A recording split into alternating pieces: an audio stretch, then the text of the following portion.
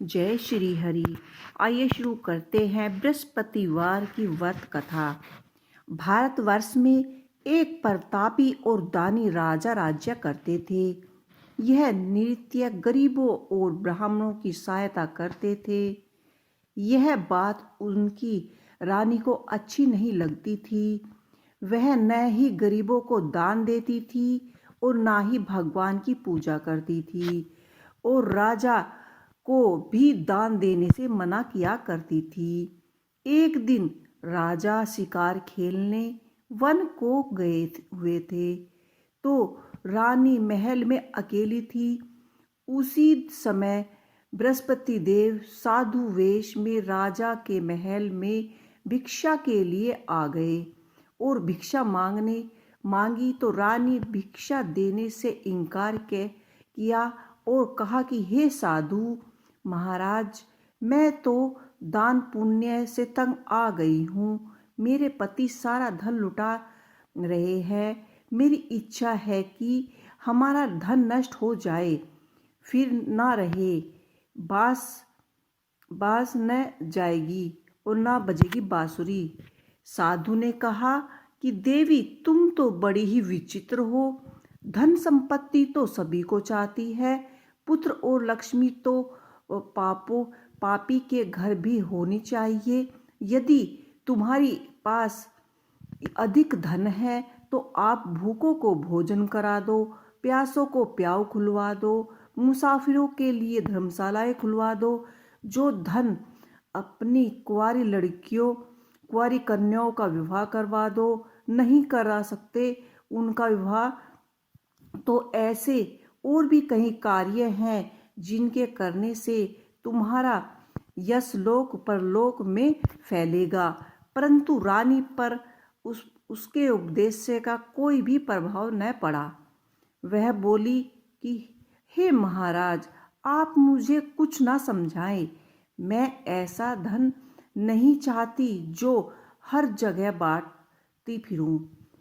साधु ने उत्तर दिया, यदि तुम्हारी ऐसी ही इच्छा है तो तथास्तु। तुम ऐसा करना कि बृहस्पतिवार को घर लीपकर पीली मिट्टी से अपना सिर धोकर स्नान करना, भट्टी चढ़ाकर कपड़े धोना।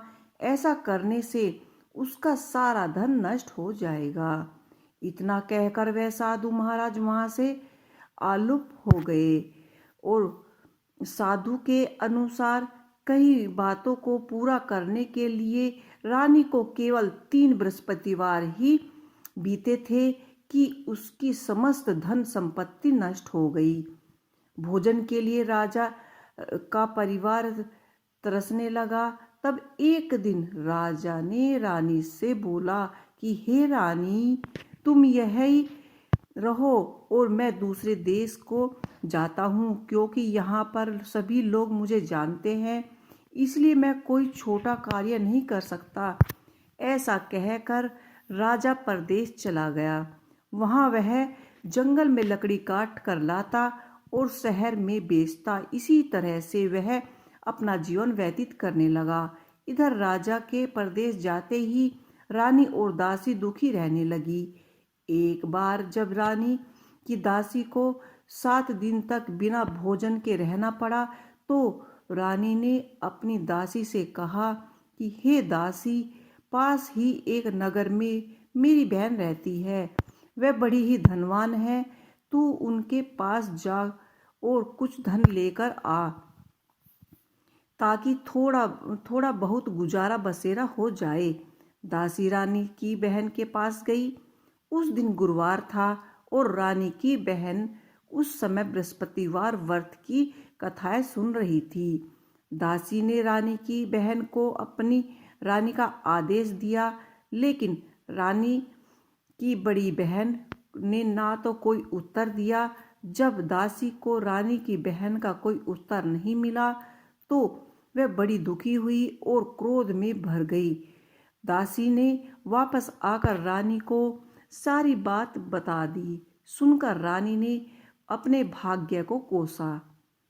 उधर रानी की बहन ने सोचा कि मेरी बहन की दासी आई थी, परंतु मैं उससे नहीं बोली। इससे उसको बहुत दुख हुआ होगा, बहुत बुरा लगा होगा। कथा सुनकर और पूजा समाप्त कर कर वह अपनी बहन के घर गई और कहने लगी कि हे बहन, मैं बृहस्पतिवार का व्रत कर रही थी। तुम्हारी दासी घर पर आई थी, परंतु मैं कथा के बीच में उससे बात नहीं कर पाई। तब तक न तो उठते हैं और ना ही किसी से बोलते हैं, इसीलिए मैं नहीं बोली। कहो दासी क्यों गई थी? रानी बोली कि बहन, तुमसे क्या छुपाऊं, हमारे घर में खाने तक का अनाज नहीं था। ऐसा कहते कहते रानी की आंखें भर आई। उसने दासी समेत पिछले 7 दिनों को भूखे रहने तक की बात अपनी बहन को विस्तार पूर्वक सुनाई। रानी की बात बहन बोली कि देखो बहन, भगवान बृहस्पति देव सबकी मनोकामनाओं को पूर्ण करते हैं। देखो, शायद तुम्हारे घर में भी अनाज रखा हो। पहले तो रानी को विश्वास नहीं हुआ, पर बहन के आग्रह करने पर उसने अपनी दासी को अंदर भेजा तो उसे चुपचाप अनाज से भरा हुआ एक सचमुच ही चमत्कार था एक घड़ा प्राप्त हुआ। यह देखकर दासी को बड़ी ही हैरानी हुई।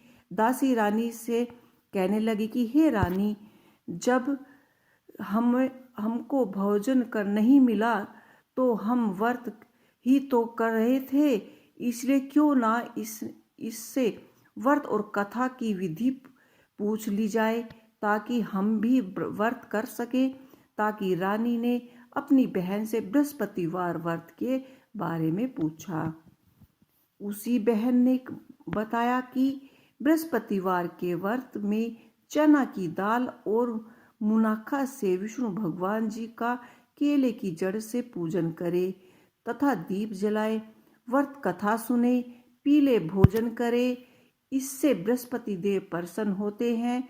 व्रत और पूजन विधि बताकर रानी की बहन अपने घर को लौट गई। 7 दिन के बाद जब गुरुवार आया तो रानी और दासी ने व्रत रखा। गुड़साल में जाकर चना और गुड़ लेकर आई और फिर उससे केले की जड़ तथा विष्णु भगवान जी का पूजन किया। तब पीला भोजन कहाँ से आए, तो इस बात को लेकर दोनों बड़ी दुखी थी। चूंकि उन्होंने व्रत तो रखा था, इसलिए बृहस्पति देव उन पर प्रसन्न हुए और इसीलिए वे एक साधारण व्यक्ति का रूप धारण करके 2 थाली में सुंदर पीला भोजन दासी को दे गए। भोजन पाकर दासी प्रसन्न हुई और फिर रानी के साथ मिलकर भोजन ग्रहण किया। उसके बाद वे सभी गुरुवार को व्रत और पूजन करने लगी।